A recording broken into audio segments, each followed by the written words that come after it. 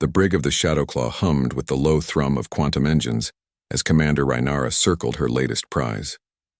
The human hung suspended in gravitational restraints, his head lolling forward, dark hair matted with dried blood. Kale Draven. That was the name their intelligence had scraped from his vessel's wreckage. A foolish species, Rhaenyra purred, her spotted fur rippling as she moved. Her amber eyes, slit-pupilled and predatory, studied the creature with disdain. You wander the void in your fragile ships, claiming worlds that do not belong to you. The Keshvari, the Leopard race, had ruled this sector for 3 millennia. They were apex predators, evolved from the great cats of Keshvar Prime, their society built on strength and cunning. This human had stumbled into their territory alone, his small scout ship easy prey.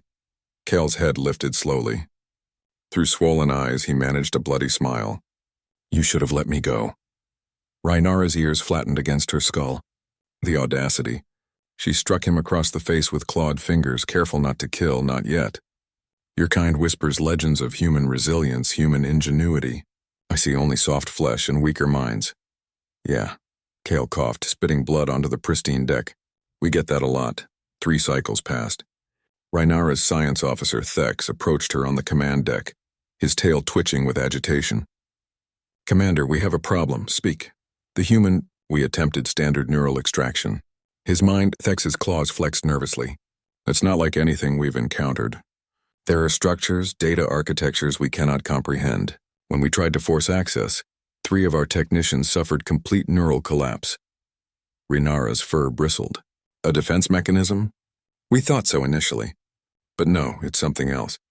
His neural pathways contain blueprints, schematics, technology that predates known galactic civilization by eons.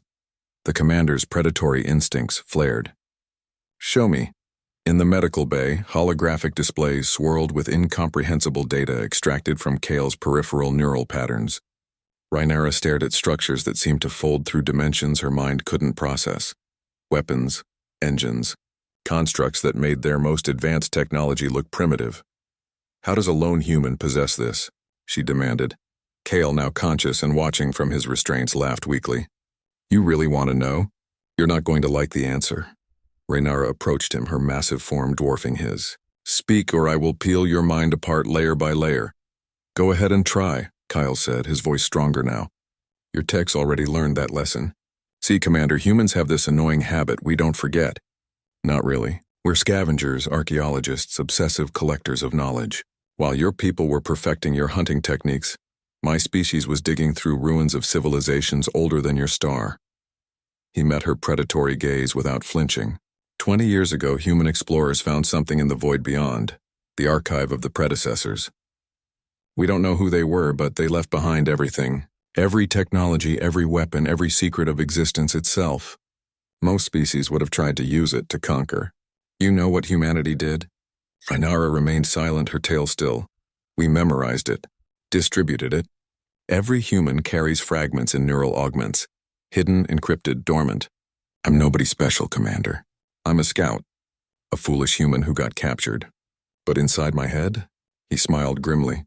I'm carrying enough knowledge to crack planets in half or ascend to godhood.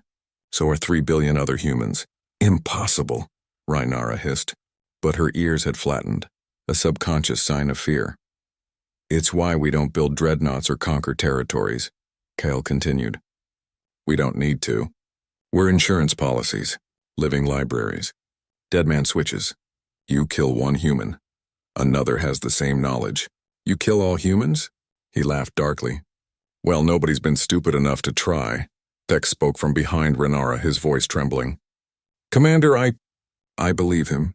The data patterns suggest redundancy, encryption keys that would require multiple sources.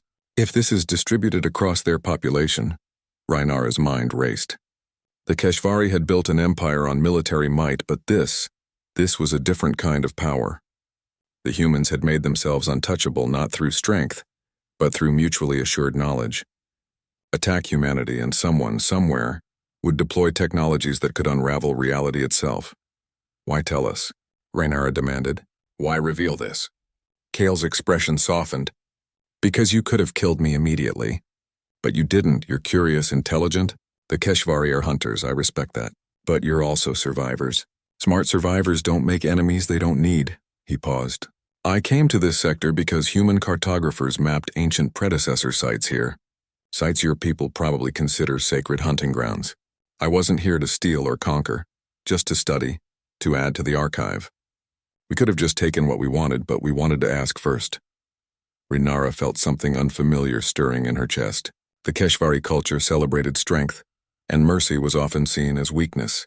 But this human was showing her a different path, one where cooperation might yield more than domination. Release him, she commanded. Thex's shock was palpable. Commander? No. The restraints disengaged and Kale dropped to his feet, steadying himself against the medical bay wall. Rhaenyra approached him, towering over his frame. The Keshvari made a mistake, Kale Draven. We saw only soft flesh and judged you weak. This mercy does not come naturally to my kind. That's not weakness, Kale said, rubbing his wrists. That's wisdom. My people learned it the hard way, too, from the predecessor's final message in the archive. You know what it said? Rhaenyra's ears perked forward. The strong who refuse to adapt become extinct. The wise who adapt together become eternal. For a long moment, Commander Rhaenyra stared at this foolish human who had walked into her trap and turned it into an opportunity. Finally, she extended her clawed hand, a gesture of respect among the Keshvari. Your people may study the sites in our territory, she said. And perhaps we have much to learn from each other. Kale clasped her hand firmly, and for the first time since his capture, he smiled genuinely. Commander, I think this is the beginning of a beautiful friendship.